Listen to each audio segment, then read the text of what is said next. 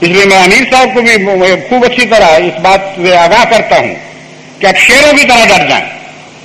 خلیفہ وقت آپ کے ساتھ ہے اور ساری جماعت احمدیہ آپ کے ساتھ ہے. جرمنی کی جماعت بھی آپ کے ساتھ ہے اور کل عالم کی 126 جماعتیں آپ کے ساتھ ہیں.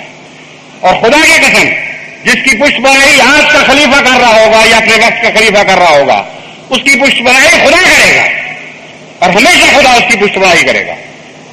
وہ لوگ جو جہالت سے بغاوت کے سر اٹھاتے ہیں ان کے سر کچلے جائیں گے. بڑے بڑے پہلے بھی لوگ پیدا ہوئے تھے, انہوں نے یہ آوازیں بلند کی تھی کہ ہمارے جتھے زیادہ ہیں. کہاں گئے ان کے جتھے؟ ٹکڑے بکھر گئے ان کے. کہاں گئی ان کی عزتیں؟ سارے خلافت سے وابستگی کے نتیجے میں تھی. وہ لاہوری جماعتوں کے حال کیا ہوئے, وہ بڑے بڑے جو انجمن کے سربراہ بنے پھرتے تھے ان کے حال کیا ہوئے, کس طرح خلیفۃ المسیح اول نے ان کو للکارا جو عجل کا پتلا تھے. میں بھی خدا کے فضل سے عجل کا پتلا ہوں, مگر جہاں خدا کے نظام کے وقار کا سوال ہے وہاں کسی قیمت پر میں اپنے سر کو جھکا نہیں سکتا. بعض لوگوں نے مجھے کہا آپ تو محبت کے سمندر ہیں.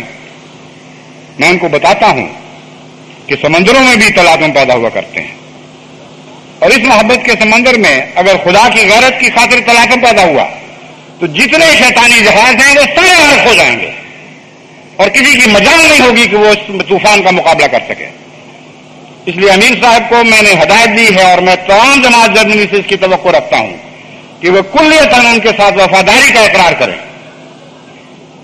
اور مجھے یقین دلائیں بعد میں ریزولوشن کے ذریعے کہ ہم میں سے ہر ایک جو آپ کی بیعت میں داخل ہے وہ اپنے امیر کی نہ صرف اطاعت کرے گا بلکہ پوری طرح اس کا احترام کرے گا, اس کا ادب کرے گا, اس سے ٹکرانے والوں کے ٹکڑے اڑا دے گا. یعنی ان کی حیثیت کو شمار نہیں ہوگی, اس کی شمار میں نہیں آئے گی, جسمانی طور پر نہیں بلکہ ان کی انانیت کے ٹکڑے اڑا دے گا, ان کے تکبر کو پارا پارا کر دے گا.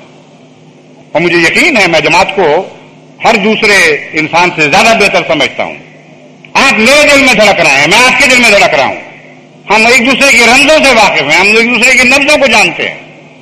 اس لیے میں آپ کی طرف سے کامل یقین کے ساتھ اعلان کرتا ہوں کہ یہی جذبات جو میرے دل کے جذبات ہیں آج ساری دنیا جرمنی کی جماعت کے جذبات ہیں, آج ساری دنیا کی جماعتوں کے جذبات ہیں. بس کیا خوف ہے آپ کو ان فتنہ گروں سے جو بار بار سر اٹھاتے ہیں تکبر اور انانیت سے؟ نہ یہ پہلے کبھی جماعت کا کچھ بگاڑ سکے تھے, نہ آئندہ کچھ بگاڑ سکیں گے. آپ کو میں نے تفصیل سے یہ باتیں اس لیے بتائی ہیں کہ بسادہ لو آخری مقام پر پہنچنے سے پہلے ٹھوکریں کھا جایا کرتے ہیں.